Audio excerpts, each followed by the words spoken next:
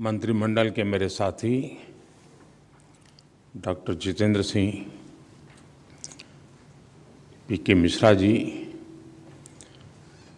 Rajiv Gauba ji, Shri V Srinivasan ji और यहाँ उपस्थित सिविल सेवा के सभी सदस्य और वर्चुअली देश भर से जुड़े सभी साथियों, देवी और सज्जनों, सिविल सेवा दिवस पर आप सभी कर्मयोगियों को बहुत बहुत शुभकामनाएं।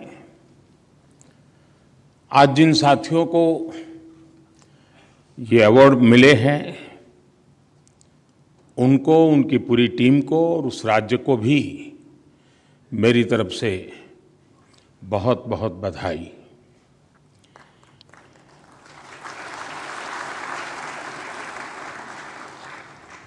लेकिन मेरी आदत थोड़ी ठीक नहीं है, इसलिए मुफ्त में बधाई देता नहीं हूं मैं। कुछ चीज़ों के इसके साथ हम जोड़ सकते हैं क्या? ये मेरे मन में ऐसे ही आए हुए विचार हैं, लेकिन आप उसको अपने एडमिनिस्ट्रेटिव सिस्टम की तरह जो वे तोड़ना, ऐसे ही मत कर देना। जैसे हम एक कर सकते हैं कि जहाँ भी हमारे सिविल सर्विस से जुड़े जितनी भी ट्रेनिंग इंस्टीट्यूट्स हैं, चाहे विदेश मंत्रालय की हो, पुलिस विभाग की हो, या मसूरी हो, या रेवेन्यू हो, कोई जहाँ भी है आपके, क्योंकि काफ़ी बिखरा हुआ सारा ये कारोबार चल रहा है, हर सप्ताह 1-1.5 घंटा वर्चुअली ये जो अवार्ड विनर हैं, वे अपने ही राज्य से इस पूरी कल्पना क्या थी, कैसे शुरू किया, कौन सी कठिनाई आई, पूरा प्रेजेंटेशन दे वर्चुअली। इन सबको, ट्रेनीज को, क्वेश्चन आंसर्स हो, और हर सप्ताह ऐसे 2 अवार्ड विनर्स के साथ अगर विशेष चर्चा हो, तो मैं समझता हूं कि जो नई पीढ़ी आ रही है उनको एक प्रैक्टिकल अनुभव, बातें, चीज़ों का लाभ मिलेगा। और इसके कारण जिन लोगों ने इस काम को अचीव किया है, उनको भी इस काम के प्रति जुड़े रहने का एक आनंद आएगा। धीरे धीरे उसमें इनोवेशन होते रहेंगे, एडिशन होता रहेगा। दूसरा एक काम, ये जो आज 16 साथियों को यहाँ अवार्ड मिला है, हम सभी देश के 700 से भी अधिक जो जिले हैं, उन सबको निमंत्रित करें कि इन 16 में से आप किसी एक स्कीम को सिलेक्ट कीजिए,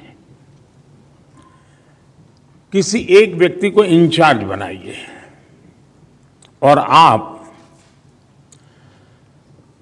3 महीने, 6 महीने के प्रोग्राम के अंतर्गत इसको कैसे लागू करेंगे, लागू करने की दिशा में क्या करेंगे। और मान लीजिए पूरे देश में से 20 डिस्ट्रिक्ट ऐसे निकले जिन्होंने एक स्कीम को सिलेक्ट किया है, तो कभी उन 20 डिस्ट्रिक्ट का वर्चुअल समिट करके जिस व्यक्ति का जिस टीम का ये काम है, उनके साथ उनकी बातचीत हो, और राज्य में से कौन टॉप बनता है इस पर इम्प्लीमेंटेशन में, इसी को इंस्टीट्यूशनलाइज करते हुए उस जिले का इसको स्वभाव में परिवर्तित करने के लिए क्या कर सकते हैं। और पूरे देश में से 1 स्कीम 1 डिस्ट्रिक्ट हम कंपटीशन को ऊपर कर ला सकते हैं क्या? और जब 1 साल के बाद मिले तो उसका भी जिक्र करें, उसको अवार्ड देने की जरूरत नहीं अभी, लेकिन जिक्र हो कि भाई ये स्कीम जो 2022 में जिनको सम्मान किया गया था, वो चीज़ यहाँ तक पहुँच गई। अगर मैं समझता हूँ कि हम लोग इसको इंस्टीट्यूशनलाइज करने के लिए इंस्टीट्यूशनलाइज करें, क्योंकि मैंने देखा है कि सरकार का स्वभाव जब तक वो किसी कागज के चौखट में चीज नहीं आती है वो चीज आगे बढ़ नहीं पाती है। इसलिए किसी चीज को इंस्टीट्यूशनलाइज करना है तो उसके लिए एक इंस्टीट्यूशन बनानी पड़ती है। तो जरूरत पड़े तो ये भी एक व्यवस्था खड़ी कर दी जाए तो हो सकता है कि अदरवाइज क्या होगा कि भाई चलिए, कुछ तो ऐसे लोग होते हैं कि जो मन में तय करते हैं कि मुझे ये अचीव करना है, तो 365 दिन दिमाग उसी में खपाते हैं, सभी को उसी में जोड़ देते हैं और एक आध अचीव कर लेते हैं और अवार्ड भी प्राप्त कर लेते हैं। लेकिन बाकी चीजों को देखें तो कहीं पीछे रह जाते हैं। तो ऐसी कमियां भी महसूस ना हो, एक स्वस्थ स्पर्धा का वातावरण बने, उस दिशा में अगर हम कुछ सोचे तो शायद जो हम चाहते हैं कि एक बदलाव आए, वो बदलाव शायद हम ला सकते हैं।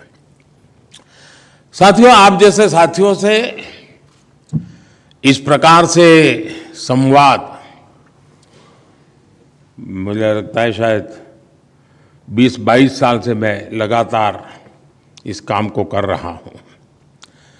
और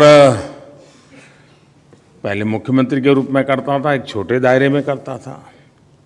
प्रधानमंत्री बनने के बाद थोड़ा बड़े दायरे में हुआ और बड़े बड़े लोगों के साथ हुआ। और उसके कारण एक प्रकार से हमें अन्योन्य, कुछ आपसे मैं सीखता हूं, कुछ मेरी बातें आप तक पहुंचा पाता हूं। तो एक प्रकार से संवादना एक अच्छा सा हमारा ये माध्यम बना है, परंपरा बनी है। और मुझे खुशी है कि मुझे बीच में कोरोना के कालखंड में थोड़ा कठिनाई रही, अदरवाइज मेरा प्रयास रहा है कि मैं आप सबसे मिलता रहूं, आपसे बहुत कुछ जानता रहूं, समझने का प्रयास करूं और अगर संभव हो तो उसको अगर मेरे व्यक्तिगत जीवन में उतारना है तो उसको उतारूं और कहीं व्यवस्था में लाना है तो व्यवस्था में लाने का प्रयास करूं। लेकिन यही एक प्रक्रिया है जो हमें आगे बढ़ाती है। हर किसी से सीखने का अवसर होता ही होता है।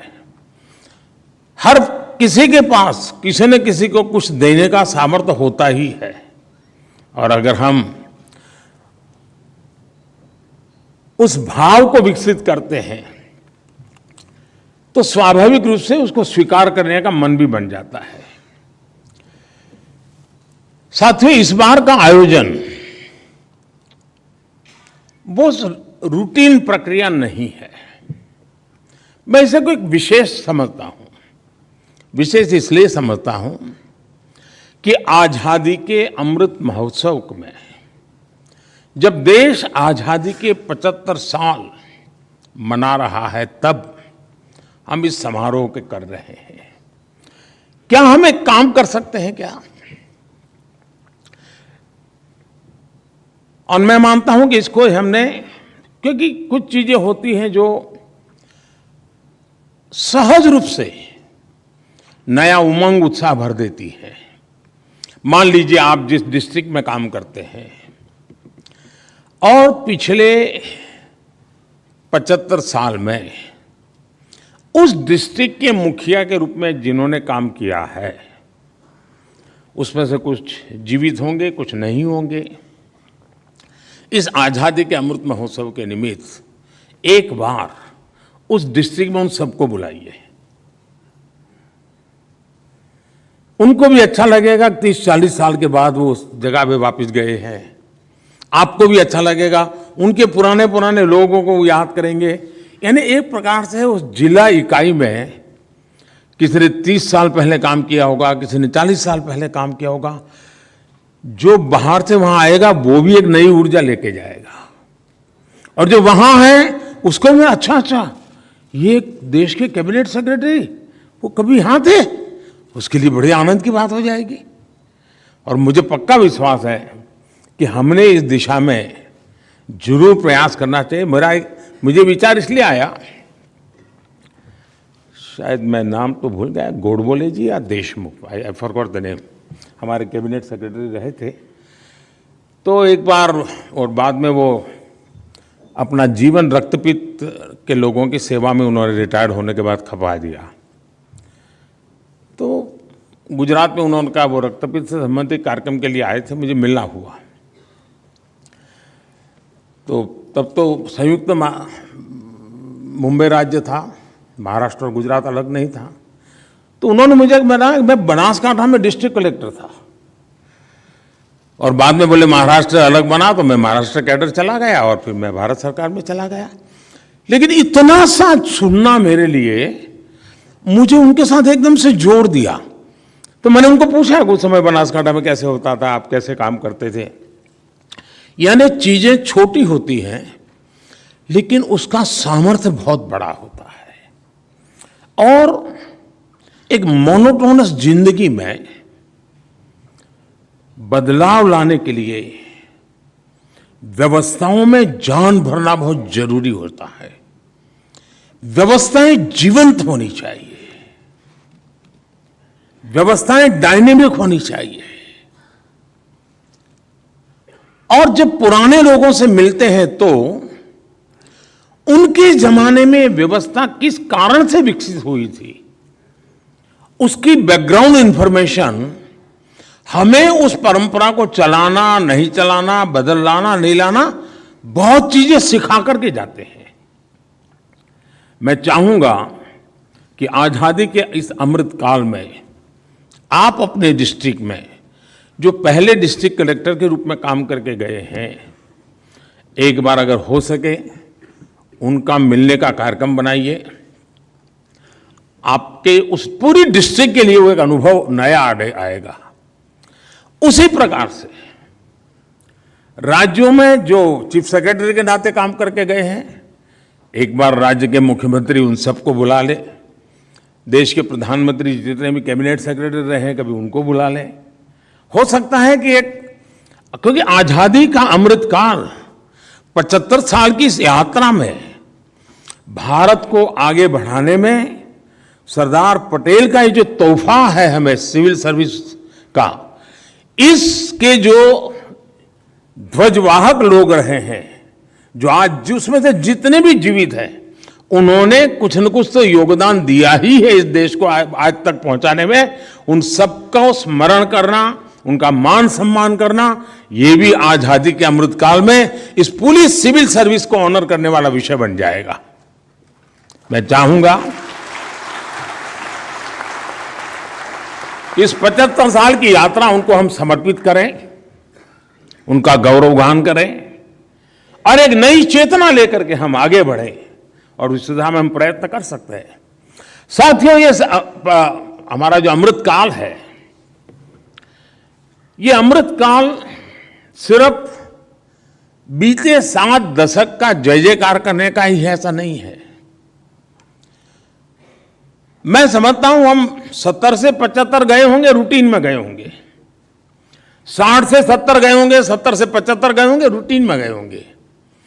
लेकिन 75 से 2047 इंडिया एट 100 ये रूटीन नहीं हो सकता है।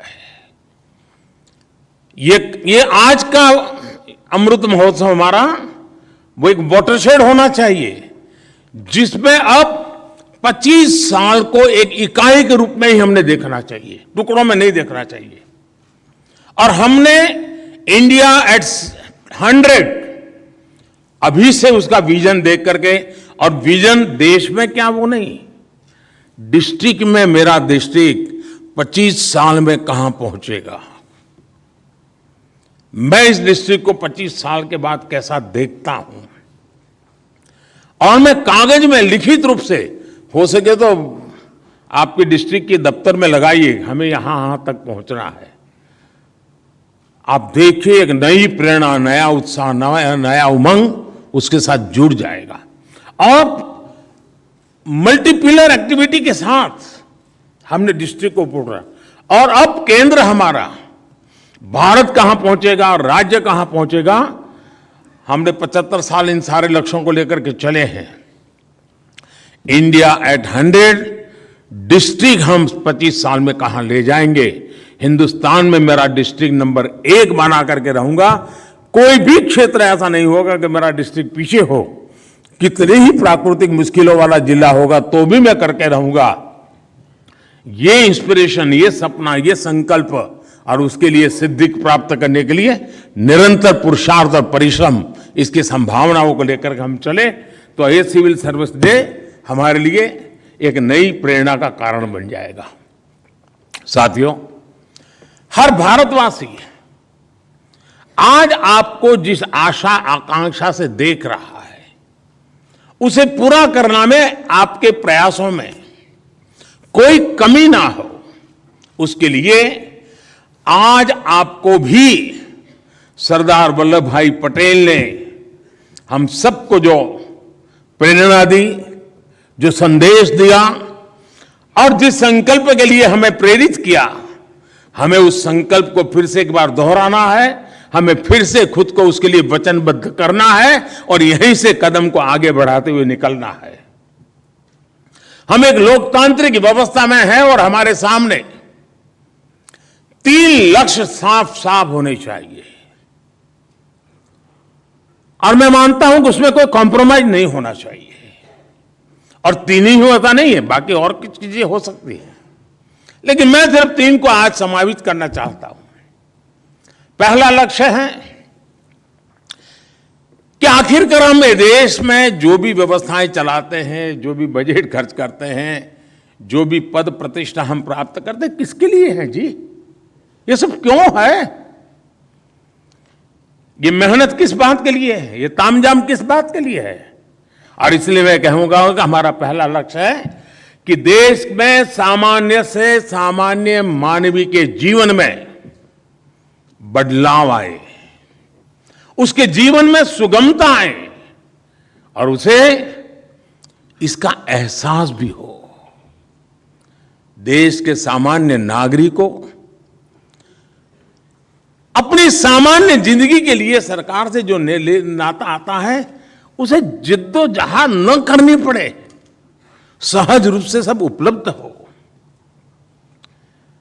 ये लक्ष्य सदा सर्वदा हमारे सामने होना चाहिए। हमारे प्रयास इसी दिशा में होने चाहिए कि देश के सामान्य मानवीय के सपनों को संकल्प में बदलने के लिए उसका सपना संकल्प कैसे बने, उस सपने को संकल्प तक यात्रा पूरी कराने में एक पॉजिटिव एटमॉस्फेयर, एक स्वाभाविक वातावरण पैदा करना ये व्यवस्था का जिम्मा है, जिसका नेतृत्व हम सबके पास है।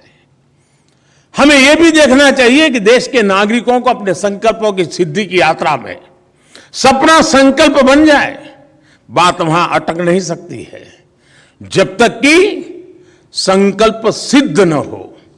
और इसलिए सपना संकल्प बने, संकल्प सिद्धि बने, इस पूरी यात्रा वहां जहां भी जरूरत हो हम एक साथी की तरह, एक कलीग की तरह उसके साथ हो, उसके हैंड होल्डिंग करें।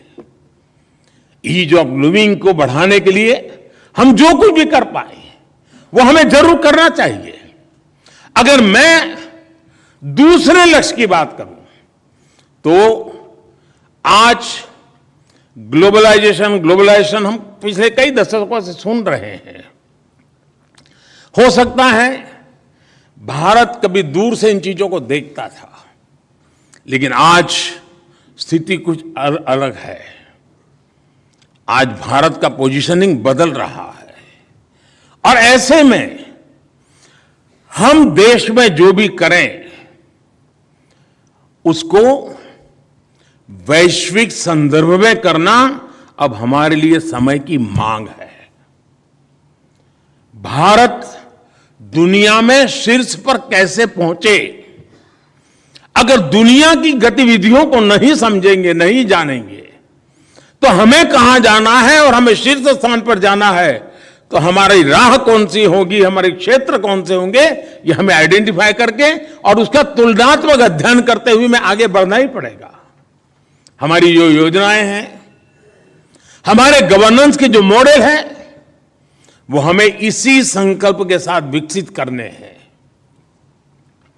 हमें कोशिश ये भी करनी है कि उनमें नवीनता आती रहे, उनमें आधुनिकता आती रहे।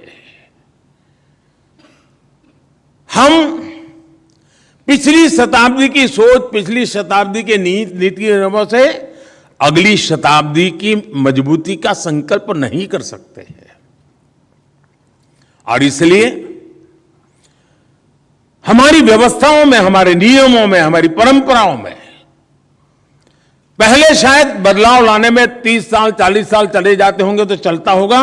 बदलते हुए विश्व और तेज गति से बदलते हुए विश्व में हम पलक पलक के हिसाब से चलना पड़ेगा, ऐसा मेरा मत है।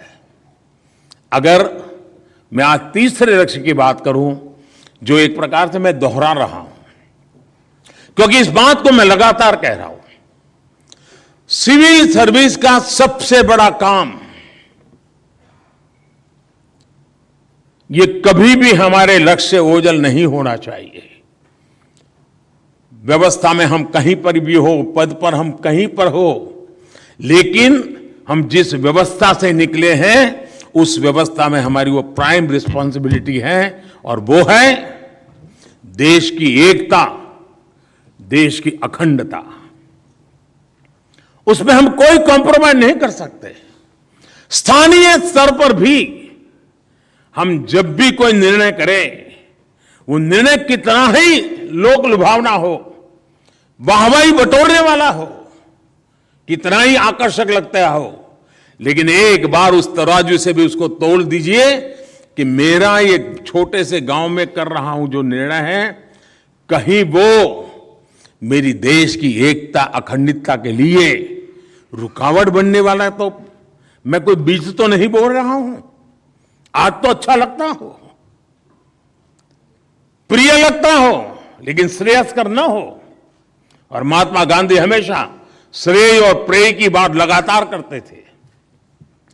हम उस बात की ओर आग्रही बने। हम नकारात्मकता को छोड़ करके हम ये भी देखें, हमारा कोई भी फैसला देश की एकता को मजबूत करने वाले स्पिरिट से जुड़ा होना चाहिए। सिर्फ वो तोड़ता नहीं, इतना इनफ नहीं है, वो मजबूती देता है कि नहीं देता है। और विविधता भरे भारत के अंदर हमें लगातार एकता के मंत्र का सॉल्यूशन करते ही रहना पड़ेगा, और ये पीढ़ी दर पीढ़ी करते ही रहना पड़ेगा, और उसकी चिंता हमें निकालनी पड़ेगी।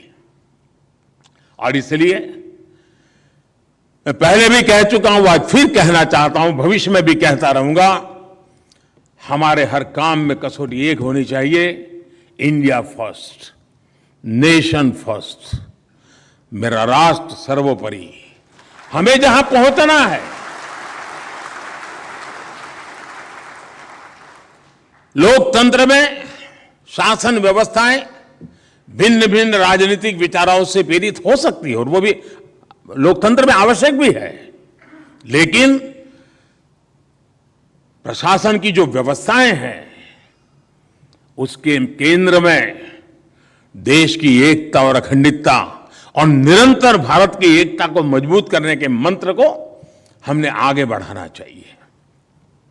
साथियों, अब जैसे हम डिस्ट्रिक्ट लेवल पे काम करते हैं, राज्य लेवल पे काम करते हो, या भारत सरकार में काम करते हो, क्या इसका कोई सर्कुलर निकलेगा क्या कि नेशनल एजुकेशन पॉलिसी में से क्या क्या मुझे मेरे डिस्ट्रिक्ट के लिए उठाना है, उसमें से कौन सी चीजें लागू करनी है? इस ओलंपिक के बाद देश के अंदर खेल कूद के प्रति जो जागरूकता आई है, उसको मेरे डिस्ट्रिक्ट लेवल पर एक इंस्टीट्यूशनलाइज करके मेरे डिस्ट्रिक्ट से भी खिलाड़ी तैयार हो, ये नेतृत्व कौन देगा? क्या सिर्फ खेलकूद विभाग देगा कि पूरी टीम की जिम्मेवारी होगी? अब अगर मैं डिजिटल इंडिया की बात करता हूं, तो क्या मेरे डिस्ट्रिक्ट में डिजिटल इंडिया के लिए मैं कुछ टीम बन करके सोच रहा हूं क्या? आज मार्गदर्शन करने के लिए कुछ करना पड़े ऐसी जरूरत है ही नहीं। अब जैसे आज यहां 2 कॉफी टेबल बुक का लॉन्चिंग हुआ, लेकिन इस बात को न भूलें कि ये coffee table book hard copy नहीं है, ई कॉपी है। क्या मैं भी मेरे जिले में, मेरे राज्य में ये हार्ड कॉपी के चक्कर से बाहर निकलूंगा क्या? वरना मैं भी बड़े बड़े थप्पे बना दूंगा और बाद में कोई लेने वाला नहीं निकलता है।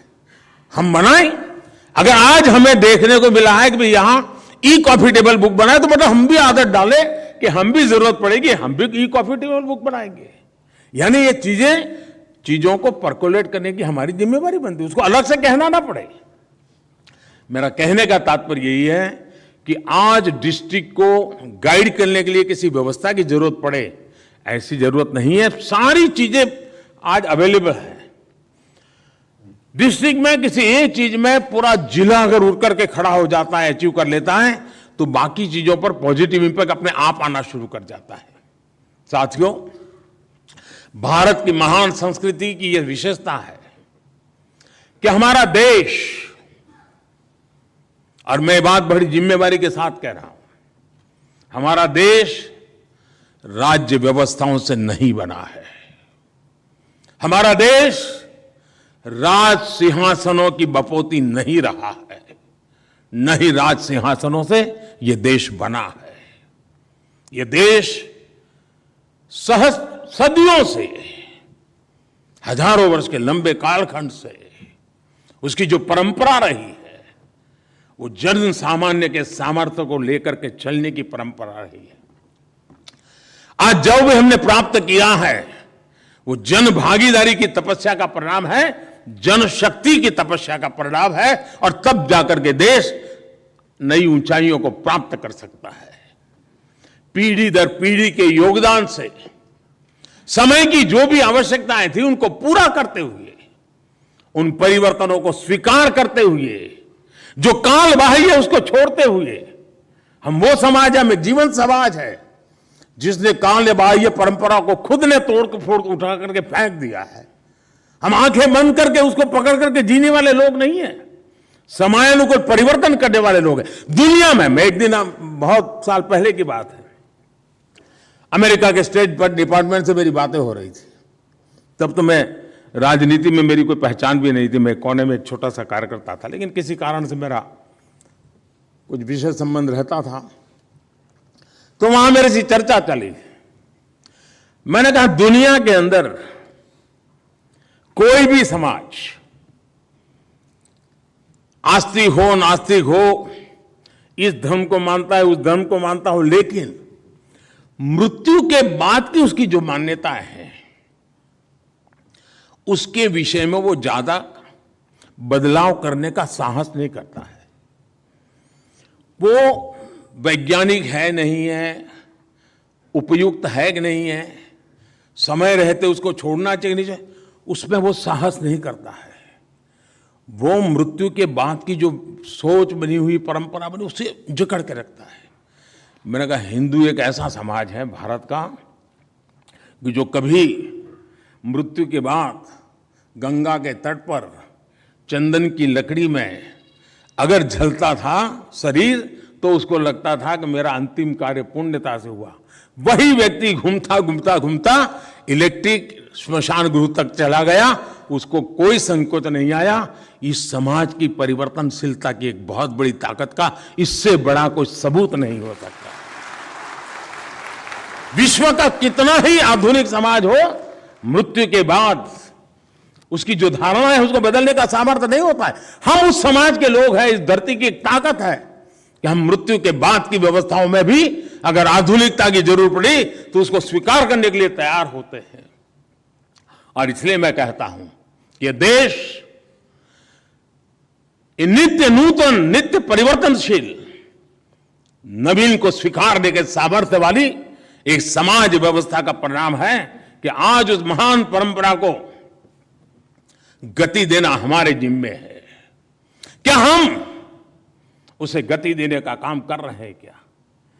फाइल को ही गति देने से जिंदगी बदलती नहीं है साथियों। हमने उस एक सामाजिक व्यवस्था के तहत शासन व्यवस्था का एक सामर्थ्य होता है, तब मुझे पूरे समाज जीवन का नेतृत्व देना मेरा दायित्व बन जाता है। और वो सिर्फ पॉलिटिकल लीडर का काम नहीं होता है, हर क्षेत्र में बैठे हुए सिविल सर्विस के मेरे साथियों को लीडरशिप देनी होगी और समाज में परिवर्तन के लिए अगुवाई करने का काम के लिए अपने आप को सज्ज करना होगा, और तब जाकर के हम परिवर्तन ला सकते हैं दोस्तों।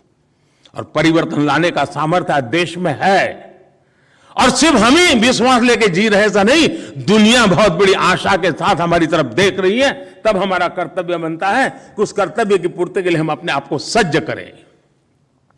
अब जैसे हम नियमों और कानूनों के बंधन में ऐसे जकड़ जाते हैं, कहीं ऐसा कर करके जो सामने जो एक नया वर्ग तैयार हुआ है, जो युवा पीढ़ी तैयार हो रही है, क्या हम उसके साहस को, उसके सामर्थ्य को, हमारे ये नियमों की जंजाल उसे जकड़ तो नहीं रही है ना, उसके सामर्थ्य पर प्रभावित तो नहीं कर रही है ना?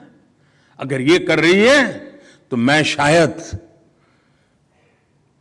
समय के साथ चलने का सामर्थ्य खो चुका हूं। मैं उज्जवल भविष्य के लिए, भारत के उज्जवल भविष्य के लिए अपने आप के कदम सही दिशा में सही सामर्थ्य के साथ चला सकूं, वो शायद मैं खो चुका हूं। अगर मैं इससे बाहर निकलता हूं तो मैं स्थितियों को बदल सकता हूं। और हमारे देश में आज भी देखा होगा, अभी आईटी सेक्टर दुनिया में भारत की जो एक छवि बनाने में अगर किसी ने शुरुआती रोल किया है तो हमारे आईटी सेक्टर के 20, 22, 25 साल के नौजवानों ने किया है। लेकिन अगर मान लीजिए हम ही लोगों ने उसमें अड़ंगे डाल दिए होते, कानून नियमों में उसको जकड़ दिया होता, तो न मेरा आईटी सेक्टर इतना फला फूला होता, न ही दुनिया के अंदर उसका डंका बजा होता। दोस्तों, हम न थे तो वो आगे भी बढ़ पाए। तो कभी कभी हमें भी तो सोचना चाहिए कि दूर रह करके, ताली बजा करके, प्रोत्साहित करके भी दुनिया को बदला जा सकता है। आज हम गर्व कर सकते हैं स्टार्टअप्स के विषय में। 2022 अभी तो पहला क्वार्टर अभी पूरा हुआ है।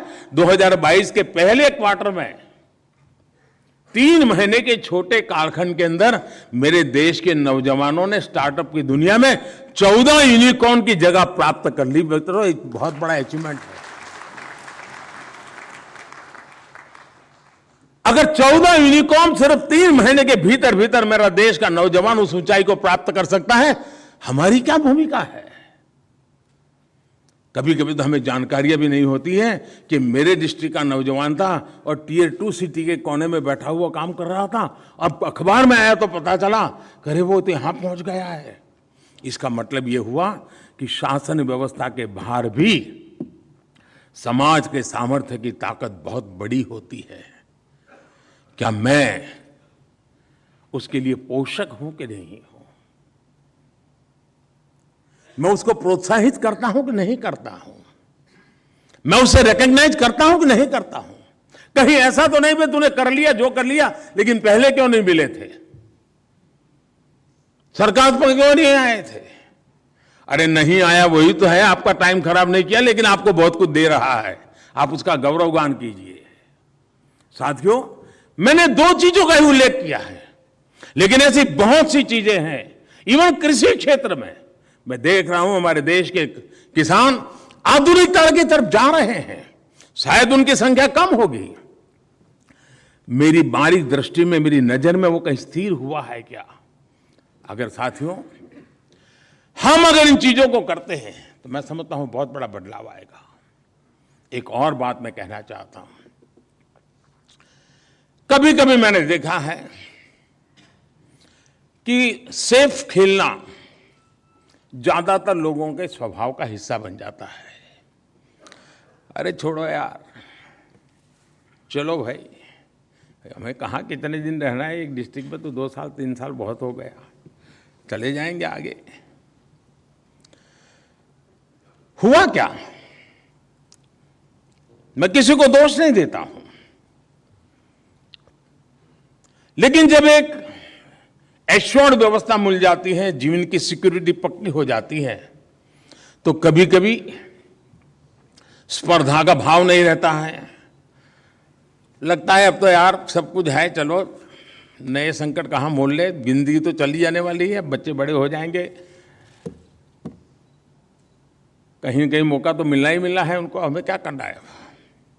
और उसमें से खुद के प्रति भी उदासीन हो जाते हैं, व्यवस्था छोड़ो खुद के लिए भी उदासीन हो जाते हैं। ये जिंदगी जीने का तरीका नहीं है दोस्तों। स्वयं के प्रति कभी उदासीन नहीं होना चाहिए।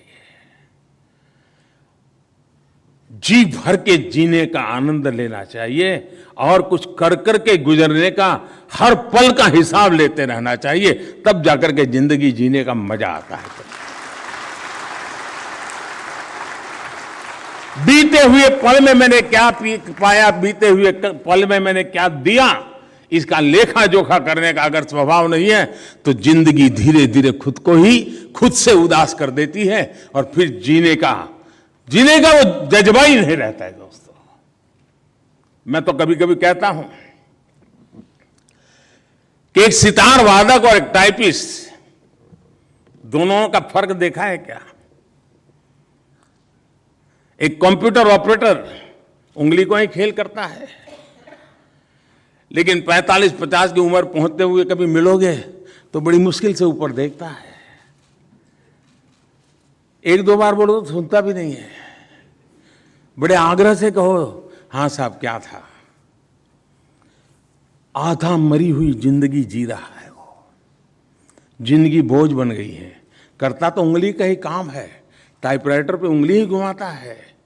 और दूसरी तरफ सितार वादक, वो भी तो उंगली का खेल करता है, लेकिन उसको 80 साल की उम्र में मिलिए चेहरे पर चेतना नजर आती है, जिंदगी भरी हुई नजर आती है, सपनों से जीने वाला इंसान नजर आता है। दोस्तों, उंगली के ही खेल दोनों ने गुजारे हैं, लेकिन ये चलते चलते मरता चला जाता है, दूसरा चलते चलते जीता चला जाता है। क्या ये बदलाव जिंदगी को भीतर से जीने का संकल्प हमारा होता है क्या? तब जाकर के जिंदगी बदली जाती है दोस्तों। और इसलिए मैं कहता हूं साथियों कि मेरी इस टीम में देश के हर कोने में लाखों मेरे साथी हैं। उनके जीवन में चेतना होनी चाहिए, सामर्थ्य होना चाहिए, कुछ कर गुजरने का संकल्प होना चाहिए, तभी तो जिंदगी जीने का आनंद आता है दोस्तों। कभी लोग मुझे पूछते हैं कि साहब थक नहीं लगते हो? शायद यही कारण है जो मुझे थकना नहीं देता है। मैं पल पल को जीना चाहता हूं, पल पल को जी करके औरों को जीने के लिए जीना चाहता हूं। साथियों, इसका परिणाम क्या आया है? परिणाम ये आया है कि जो ढरा बना हुआ है, जो चौखट बनी हुई है, हम जहां भी जाते हैं अपने आप को उसमें ढाल देते हैं।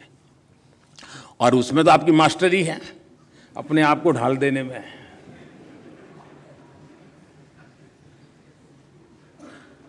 किसी को ये अच्छा लगता होगा, लेकिन मुझे लगता है कि शायद ये जिंदगी नहीं है दोस्तों। जहां जरूरत है वहां तो ढाल दें, जहां जरूरत है वहां ढाल बन जाए, लेकिन जरूरत है वहां ढाल बन करके उस बदलाव के लिए भी कदम उठाएं, ये भी जरूरत होता है। क्या हमने सहज रूप से गवर्नेंस में रिफॉर्म, ये हमारा सहज स्वभाव बना है क्या? छोटी छोटी चीजों के लिए कमीशन बनाने पड़े, एक्सपेंडिचर कम करो कमीशन बिठाओ, गवर्नेंस में बदलाव करो कमीशन बिठाओ, 6 महीने के 12 महीने के बाद रिपोर्ट आए, फिर रिपोर्ट देखने के लिए एक और कमेटी बनाओ, उस कमेटी के इंप्लीमेंटेशन के लिए और एक कमीशन बनाओ। अब ये हमने जो किया है उसका मूल स्वभाव है कि हमने गवर्नेंस में रिफॉर्म, समयानुकूल बदलाव बहुत जरूरी होता है जी। किसी समय युद्ध होते तो हाथी होते थे, हाथी वालों ने हाथी छोड़ करके फिर घोड़े पकड़े, और आज न हाथी चलता है न घोड़ा चलता है, कुछ और जरूरत पड़ती है। ये रिफॉर्म सहज होता है, लेकिन युद्ध का दबाव हमें रिफॉर्म करने के लिए मजबूर करता है। हमें देश की आशा आकांक्षाएं हमें मजबूर कर रही है कि नहीं कर रही है। जब तक देश की आशा आकांक्षाओं को हम समझ नहीं पाते हैं, तब हम खुद होकर के गवर्नेंस में रिफॉर्म नहीं कर सकते हैं। गवर्नेंस में रिफॉर्म में नित्य प्रक्रिया होनी चाहिए, सहज प्रक्रिया होनी चाहिए और प्रयोगशील व्यवस्था होनी चाहिए। अगर प्रयोग सफल नहीं हुआ तो छोड़ते चले जाने का साहस होना चाहिए। मेरे ही द्वारा की हुई गलती को स्वीकार करते हुए मुझे नया स्वीकार करने का सामर्थ्य होना चाहिए, तब जाकर के बदलाव आता है जी। अब आप देखिए, सैकड़ों कानून ऐसे थे, मैं मानता हूं देश के नागरिकों के लिए बोझ बन गए थे।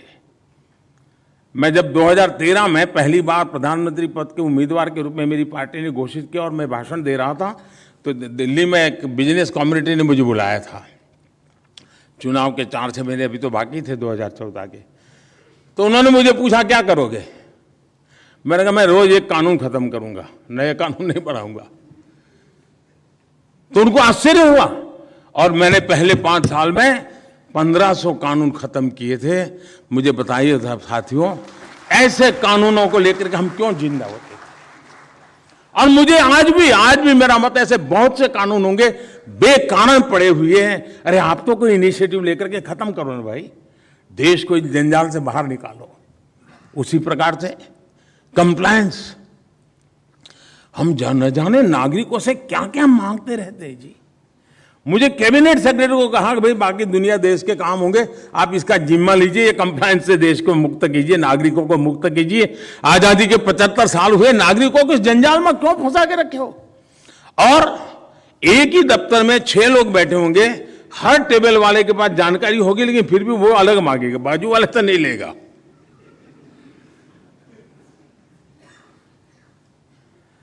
इतनी चीजें हम नागरिकों से बार बार मांगते हैं। आज टेक्नोलॉजी का युग है जो ये, हम ऐसी व्यवस्था को क्यों न विकसित, हम कंप्लायंस से, बर्डन से देश को मुक्त क्यों न करें? मैं तो हैरान हूं। अभी हमारे कैबिनेट सेक्रेटरी ने बेड़ा उठाया है, लगे हैं कि भाई हर चीज में जेल ले जाके व्यवस्था नागरिकों को। मैंने एक ऐसा कानून देखा कि अगर कारखाने में जो टॉयलेट्स है उसको अगर हर 6 महीने चूना नहीं लगाया है तो आप जेल जाएंगे। आप बताइए, हम कैसा देश को ले जाना चाहते हैं? अब ये सारी चीजों से हमें मुक्ति चाहिए। अब ये सहज प्रक्रिया होनी चाहिए, इसके लिए कोई सर्कुलर निकालने की जरूरत नहीं होनी चाहिए। आपके ध्यान में आता है कि राज्य सरकार के बस का रोग है, राज्य सरकार को बताइए, भारत सरकार की जिम्मेवारी उनको बताइए, संकोच मत कीजिए भाइयों। कहना है जितना हम नागरिक को इस बोझ से मुक्त करेंगे उतना ही मेरा नागरिक खिलेगा, बहुत बड़ी ताकत के साथ खिलेगा। हमें छोटी सी समझ है, बड़े पेड़ के नीचे कितना ही अच्छा फूल का पौधा लगाना चाहते हैं, लेकिन बड़े के छाया के दबाव इतना होता है वो खुल नहीं पाता है। वही पौधा अगर खुले आसमान के नीचे कहीं छोड़ दिया जाए वो भी ताकत के साथ खड़ा होना जाता है। उसको इस बोझ से बाहर निकाल दीजिए दोस्तों। साथियों, आमतौर पर देखा गया है कि जैसा चल रहा है उसी व्यवस्था में है, मैंने कहा वैसे ढाल देते रहो, जैसे तैसे गुजारा करते रहो, समय काटने की कोशिश करते रहे। पिछले 7 दशक में अगर हम इसकी समीक्षा करें तो एक बात आपको जरूर दिखेगी, जब भी कोई संकट आया, कोई प्राकृतिक आपदा आई, कोई विशिष्ट प्रकार का दबाव पैदा हुआ, तो फिर हमने बदलाव, कोरोना आया तो दुनिया भर के बदलाव हमने किए अपने में। लेकिन क्या ये स्वस्थ स्थिति है क्या? बड़ा प्रेशर आ जाए तब जाकर के हम बदले, कोई तरीका है क्या? हम अपने आप को सज्ज क्यों ना करें दोस्तों? और इसलिए हमने संकट में समय में रास्ता खोजने, अब एक समय था हम अभाव में गुजारा करते थे और इसलिए हमारे सारे जो नियम विकसित हुए वो अभाव के बीच कैसे जीना वो बने। लेकिन अब अभाव से जब बाहर आए हैं तो कानून भी तो अभाव से बाहर लाइए भैया। विपुलता की ओर क्या सोचना चाहिए उस पर हम सोचें। अगर विपुलता के लिए हम अगर नहीं सोचेंगे, अगर एग्रीकल्चर में आगे बढ़ रहे हैं, अगर फूड प्रोसेसिंग की व्यवस्था पहले कर दी होती तो आज कभी कभी किसानों पर जो चीजें बोझ बन जाती वो शायद ना बनती।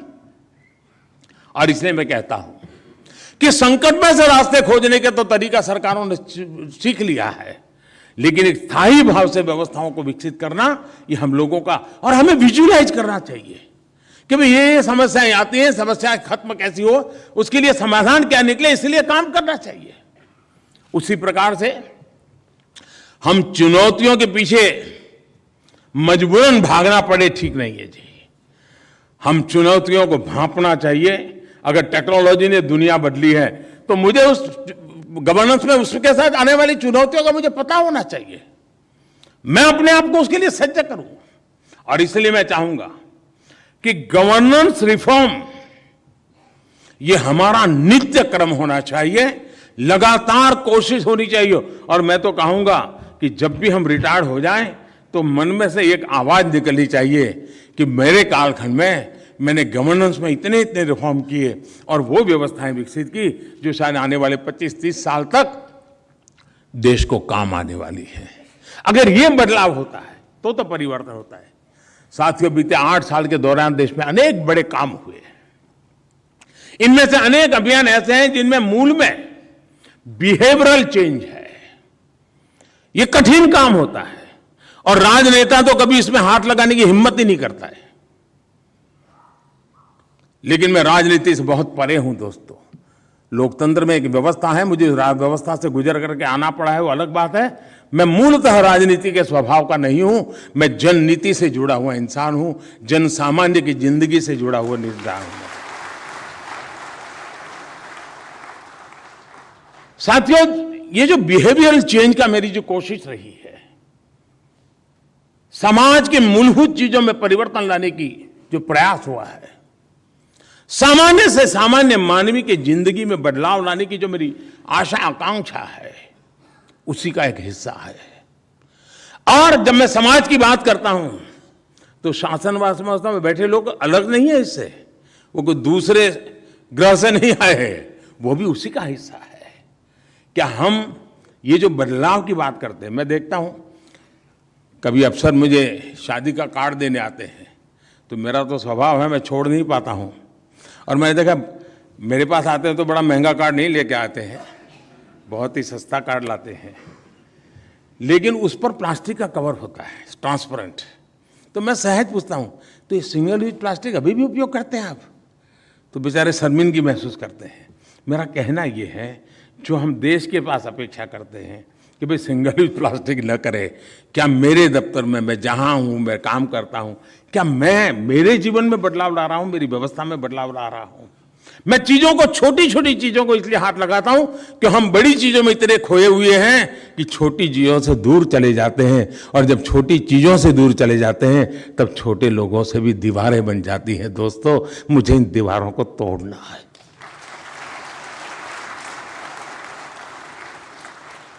अब स्वच्छता का अभियान मुझे कोशिश करनी पड़ती है। हर 15 दिन में डिपार्टमेंट में क्या चल रहा है, देखो स्वच्छता का कुछ हो रहा है क्या? इतने 2 साल, 3 साल, 5 साल हो गए दोस्तों, क्या अब वो हमारे डिपार्टमेंट में स्वभाव बनना चाहिए कि नहीं बनना चाहिए?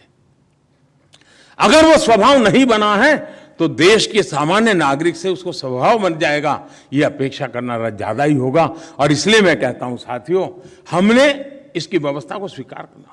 अब हम डिजिटल इंडिया की बात करते हैं, फिनटेक की चर्चा करते हैं। भारत ने फिनटेक में जो गति लाई है, डिजिटल पेमेंट की दुनिया में जो कदम उठाया, जब मैं काशी के किसी नौजवान को इनाम मिलता है हमारे अफसर को, तो ताली बजाने का मन तो कर जाता है।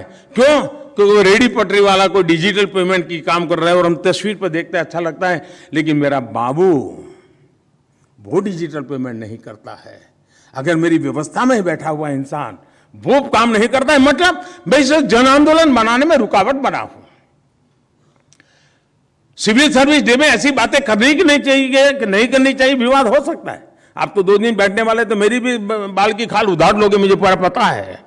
लेकिन फिर भी साथियों, मैं कहता हूं, जो चीजें अच्छी लगती है, जो हम समाज से अपेक्षा करते हैं, उसका कहीं ना कहीं हमें अपने से भी शुरू करना चाहिए, हमने कोशिश करनी चाहिए।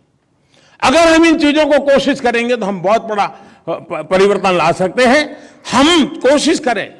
अब जेम पोर्टल, क्या बार बार सर्कुलर निकालना पड़े क्या कि हम अपने डिपार्टमेंट को जेम पोर्टल पर 100% कैसे ले जाएं? एक सशक्त माध्यम बना है दोस्तों। हमारा यूपीआई ग्लोबली एप्रिशिएट हो रहा है। क्या मेरे मोबाइल फोन पर यूपीआई की व्यवस्था है क्या? मैं यूपीआई की आदत डाल चुका हूं क्या? मेरे परिवार के सदस्यों ने डाला हुआ है क्या? बहुत बड़ा सामर्थ्य हमारे हाथ में है। लेकिन अगर मैं मेरी यूपीआई को स्वीकार नहीं करता हूं और मैं कहूं कि गूगल तो बाहर का है, दोस्तों अगर हमारे दिल में अगर यूपीआई के अंदर वो भाव होता है तो हमारा यूपीआई भी गूगल से आगे निकल सकता है, इतनी ताकत रख सकता है, फिनटेक भी की दुनिया में नाम रख सकता है। टेक्नोलॉजिकली फुल प्रूफ सिद्ध हो चुका है, वर्ल्ड बैंक उसकी तारीफ कर रहा है, हमारी अपनी व्यवस्था में वो हिस्सा क्यों बनता है? पीछे पड़ते हैं तो करते हैं। मैंने देखा है कि हमारे जितने यूनिफॉर्म फोर्सेस हैं उन्होंने अपनी कैंटीन के अंदर कंपलसरी कर दिया है, वो डिजिटल पेमेंट ही लेते हैं। लेकिन आज भी हमारे सेक्रेटरीट के अंदर कैंटीन होते हैं, वहां नहीं है व्यवस्था। क्या ये बदलाव हम नहीं ला सकते हैं क्या? बातें छोटी लगती होगी, लेकिन अगर हम कोशिश करें दोस्तों तो हम बहुत बड़ी बातों को कर सकते हैं। और हमें आखिरी व्यक्ति तक उचित लाभ पहुंचाने के लिए हमें लगातार एक परफेक्ट सिमलेस मैकेनिज्म खड़े करता रहना चाहिए। और जितना ज्यादा हम इस मैकेनिज्म को खड़ा करेंगे, मैं समझता हूं देश का आखिरी व्यक्ति का एम्पावरमेंट का जो हमारा मिशन है, उस मिशन को बहुत अच्छे ढंग से हम पूरा कर सकते हैं। साथियों, मैंने काफी समय ले लिया है आपका, कई विषयों पर मैंने आपसे बात की है, लेकिन मैं चाहूंगा कि हम इन चीजों को आगे बढ़ाएं। इस सिविल सर्विस डे हमारे अंदर एक नई ऊर्जा भरने का अवसर बनना चाहिए, नए संकल्प लेने का अवसर बनना चाहिए, नए उत्साह और उमंग से जो नए लोग हमारे बीच आए हैं उनका हैंड होल्डिंग करें, उनको भी इस व्यवस्था का हिस्सा बनने के लिए उमंग से भर दें। हम खुद जिंदगी जीते हुए अपने साथियों को आगे बढ़ाएं, इसी एक अपेक्षा के साथ मेरी आप सबको अनेक अनेक शुभकामनाएं हैं। बहुत बहुत धन्यवाद।